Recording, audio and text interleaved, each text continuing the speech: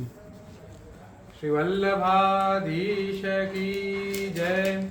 श्री गोसाई जी परम दयाल की जय। श्याम सुंदर श्री यमुने महारानी की जय। श्री गिरिराज धरण की जय। श्रीमद् भागवत प्रथम स्कंद।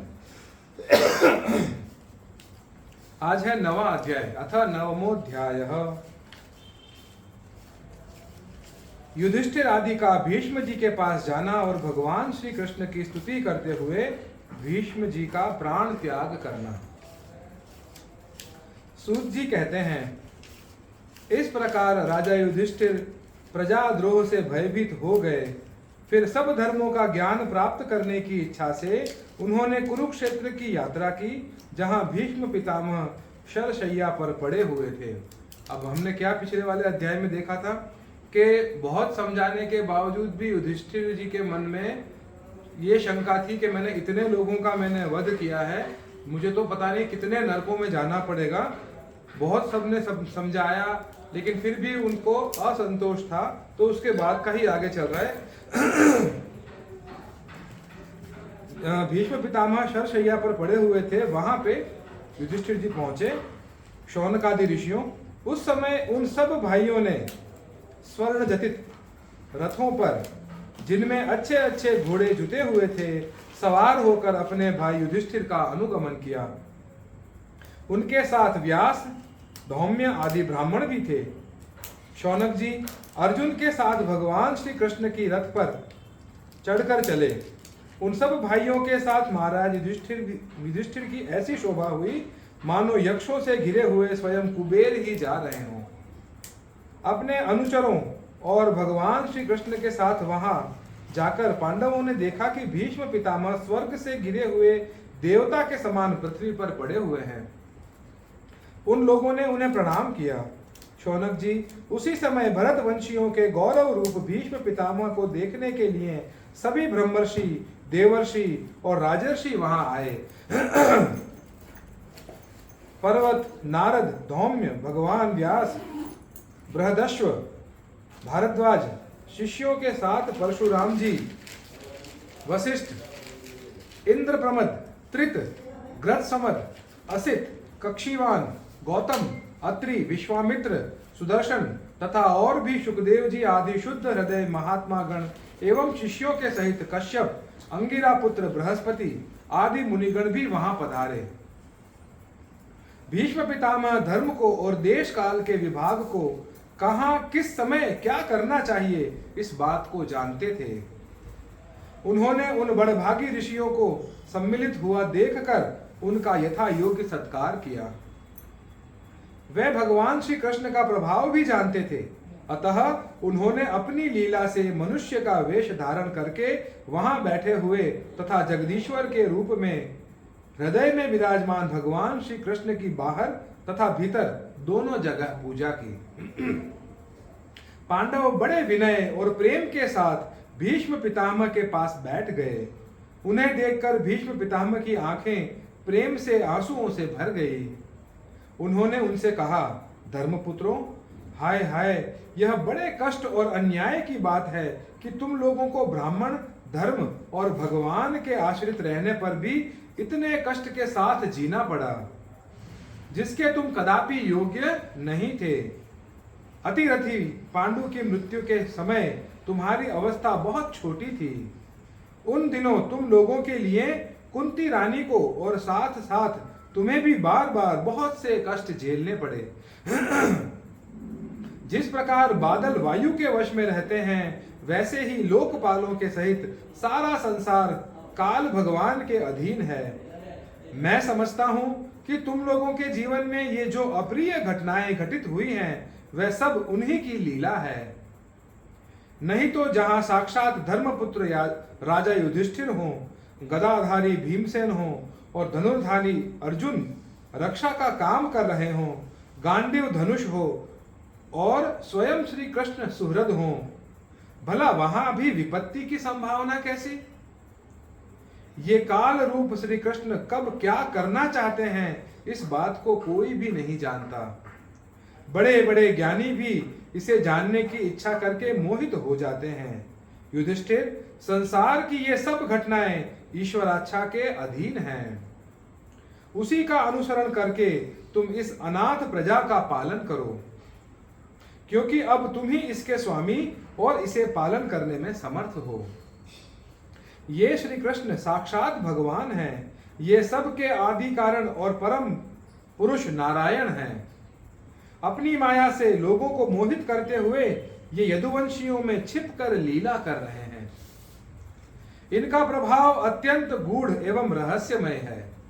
युधिष्ठिर, उसे भगवान शंकर, देवर्षि नारद और स्वयं भगवान कपिल ही जानते हैं, जिन्हें तुम अपना ममेरा भाई, प्रिय मित्र और सबसे बड़ा हितु मानते हो, तथा जिन्हें तुम प्रेमवश अपना मंत्री, दूत और सारथी तक बनाने में संकोच नहीं है, वे स्वयं परमात्मा हैं।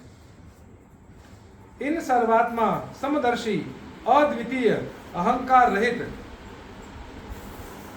और निष्पाप परमात्मा में उन ऊंचे नीचे कार्यों के कारण कभी किसी प्रकार की विषमता नहीं होती। युधिष्ठिर, इस प्रकार सर्वत्र सम होने पर भी देखो तो सही, वे अपने अनन्य प्रेमी भक्तों पर कितनी कृपा करते हैं। यही कारण है कि ऐसे समय में जबकि मैं अपने प्राणों का त्याग करने जा रहा हूं, इन भगवान श्री कृष्ण ने मुझे साक्षात दर्शन दिए हैं। भगवत परायण योगी पुरुष भक्ति भाव से इनमें अपना मन लगाकर और वाणी से इनके नाम का कीर्तन करते हुए शरीर का त्याग करते हैं और कामनाओं से तथा कर्म के बंधन से छूट जाते हैं। वे ही देव देव भगवान अपने प्रसन्न हास्य और रक्त कमल के समान अरुण नेत्रों से, उल्लसित मुख वाले चतुर्भुज रूप से, जिसका और लोगों को केवल ध्यान में दर्शन होता है, तब तक यहीं स्थित रहकर प्रतीक्षा करें जब तक मैं इस शरीर का त्याग न कर दूं। सूत जी कहते हैं, युधिष्ठिर ने उनकी यह बात सुनकर शरशैया पर सोए हुए भीष्म पितामह से बहुत से ऋषियों के सामने ही नाना प्रकार के धर्मों की संबंध में अनेकों रहस्य पूछे। तब तत्ववेत्ता भीष्म पितामह ने वर्ण और आश्रम के अनुसार पुरुष के स्वाभाविक धर्म और वैराग्य तथा राग के कारण विभिन्न रूप से बतलाए हुए निवृत्त और प्रवृत्ति रूप विविध धर्म, दान धर्म, राज धर्म, मोक्ष धर्म, स्त्री धर्म और भगवत धर्म, इन सब का अलग अलग संक्षेप और विस्तार से वर्णन किया। शौनक जी, इनके साथ ही धर्म, अर्थ, काम और मोक्ष, इन चारों पुरुषार्थों का तथा इनकी प्राप्ति के साधनों का अनेकों उपाख्यान और इतिहास सुनाते हुए विभागशः वर्णन किया। भीष्म पितामह इस प्रकार धर्म का प्रवचन कर ही रहे थे कि वह उत्तरायण का समय आ पहुंचा, जिसे मृत्यु को अपने अधीन रखने वाले भगवत परायण योगी लोग चाहा करते हैं। उस समय हजारों रथियों के नेता भीष्म पितामह ने वाणी का संयम करके मन को सब ओर से हटाकर अपने सामने स्थित आदि पुरुष भगवान श्री कृष्ण में लगा दिया। भगवान श्री कृष्ण के सुंदर चतुर्भुज विग्रह पर उस समय पीतांबर फहरा रहा था। भीष्म जी की आंखें उसी पर एक टक लग गई। उनको शस्त्रों की चोट से जो पीड़ा हो रही थी, वह तो भगवान के दर्शन मात्र से ही तुरंत दूर हो गई तथा भगवान की विशुद्ध धारणा से उनके जो कुछ अशुभ शेष थे वे सभी नष्ट हो गए। अब शरीर छोड़ने के समय उन्होंने अपनी समस्त इंद्रियों के वृत्ति विलास को रोक दिया और बड़े प्रेम से भगवान की स्तुति की। भीष्म जी ने कहा, अब मृत्यु के समय मैं अपनी यह बुद्धि, जो अनेक प्रकार के साधनों का अनुष्ठान करने से अत्यंत शुद्ध एवं कामना रहित हो गई है, यदुवंश शिरोमणि अनंत भगवान श्री कृष्ण के चरणों में समर्पित करता हूँ, जो सदा सर्वदा अपने आनंदमय स्वरूप में स्थित रहते हुए ही कभी विहार करने की, लीला करने की इच्छा से प्रकृति को स्वीकार कर लेते हैं। जिससे यह सृष्टि परंपरा चलती है, जिनका शरीर त्रिभुवन सुंदर एवं श्याम तमाल के समान सांवला है, जिस सूर्य रश्मियों के समान श्रेष्ठ पीतांबर लहराता रहता है और कमल सुदृश मुख पर घुघराली अलके लटकती रहती हैं, उन अर्जुन सखा श्री कृष्ण में मेरी निष्कपट प्रीति हो। मुझे युद्ध के समय की उनकी वह विलक्षण छवि याद आती है।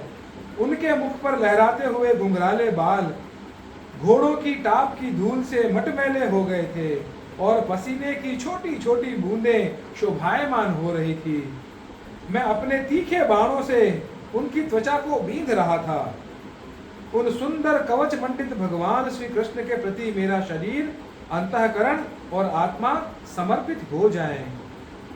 अपने मित्र अर्जुन की बात सुनकर जो तुरंत ही पांडव सेना और कौरव सेना के बीच में अपना रथ ले आए और वहां स्थित होकर जिन्होंने अपनी दृष्टि से ही शत्रु पक्ष के सैनिकों की आयु छीन ली, उन पार्थ सखा भगवान श्री कृष्ण में मेरी परम प्रीति हो।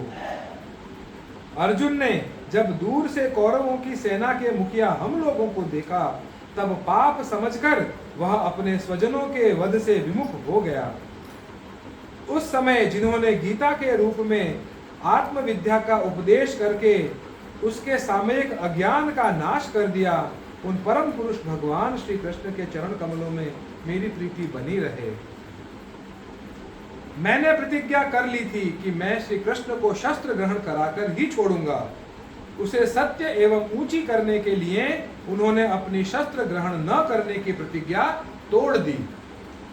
उस समय वे रथ से नीचे कूद पड़े और सिंह जैसे हाथी को मारने के लिए उस पर टूट पड़ता है, वैसे ही रथ का पहिया लेकर मुझ पर झपट पड़े। उस समय वे इतने वेग से दौड़े कि उनके कंधे का दुपट्टा गिर गया और पृथ्वी कांपने लगी। मुझ आतताई ने तीखे बाण मार मारकर उनके शरीर का कवच तोड़ डाला था, जिससे सारा शरीर लहलुहान हो रहा था। अर्जुन के रोकने पर भी वे बलपूर्वक मुझे मारने के लिए मेरी ओर दौड़े आ रहे थे। वे ही भगवान श्री कृष्ण जो ऐसा करते हुए भी मेरे प्रति अनुग्रह और भक्त वत्सलता से परिपूर्ण थे, मेरी एकमात्र गति हो, आश्रय हो।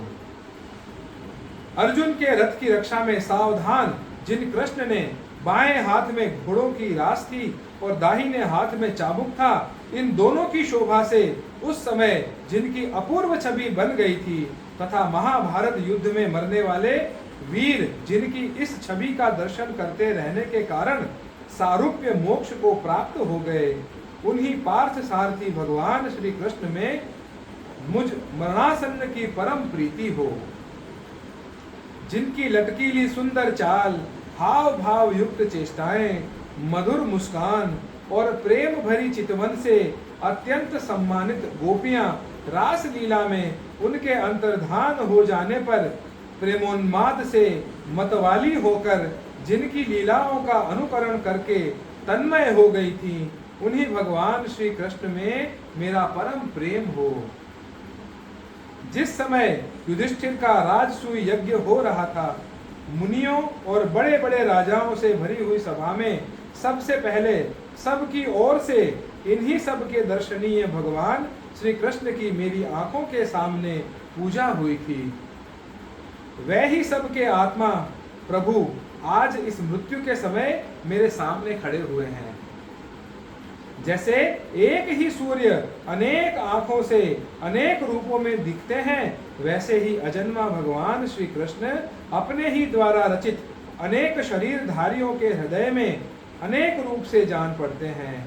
वास्तव में तो वे एक और सबके हृदय में विराजमान ही हैं। उन्हीं भगवान श्री कृष्ण को मैं भेद भ्रम से रहित होकर प्राप्त हो गया हूँ। सूत जी कहते हैं, इस प्रकार भीष्म पितामह ने मन, वाणी और दृष्टि की वृत्तियों से आत्म स्वरूप भगवान श्री कृष्ण में अपने आप को लीन कर दिया। उन्हें अनंत ब्रह्म में लीन जानकर सब लोग वैसे ही चुप हो गए, जैसे दिन के बीत जाने पर पक्षियों का कलरव शांत हो जाता है। उस समय देवता और मनुष्य नगाड़े बजाने लगे। साधु स्वभाव के राजा उनकी प्रशंसा करने लगे और आकाश से पुष्पों की वर्षा होने लगी। शौनक जी, युधिष्ठिर ने उनके मृत शरीर की अंत्येष्टि क्रिया कराई और कुछ समय के लिए वे शोक मग्न हो गए। उस समय मुनियों ने बड़े आनंद से भगवान श्री कृष्ण की उनके रहस्यमय नाम ले लेकर स्तुति की। इसके पश्चात अपने हृदयों को श्री कृष्णमय बनाकर वे अपने अपने आश्रमों को लौट गए। तदंतर भगवान श्री कृष्ण के साथ युधिष्ठिर हस्तिनापुर चले आए और उन्होंने वहां अपने चाचा धृतराष्ट्र और तपस्विनी गांधारी को ढाढ़स बंधाया। फिर धृतराष्ट्र की आज्ञा और भगवान श्री कृष्ण की अनुमति से समर्थ राजा युधिष्ठिर अपने वंश परंपरागत साम्राज्य का धर्म पूर्वक शासन करने लगे। इति श्रीमद्भागवते महापुराणे पारमहंस्यां संहितायां प्रथम स्कंधे युधिष्ठिर राज्य प्रलंबो नाम नवमोऽध्यायः। अब अगले अध्याय में हम पढ़ेंगे श्री कृष्ण का द्वारका गमन। अगला जो 10वां अध्याय है उसमें हम पढ़ेंगे श्री कृष्ण का द्वारका गमन। श्री वल्लभाधीश की जय, श्री गुसाई जी परम दयाल की जय, श्याम सुंदर श्री यमुने महारानी की जय, श्री गिरिराज धरणे की जय।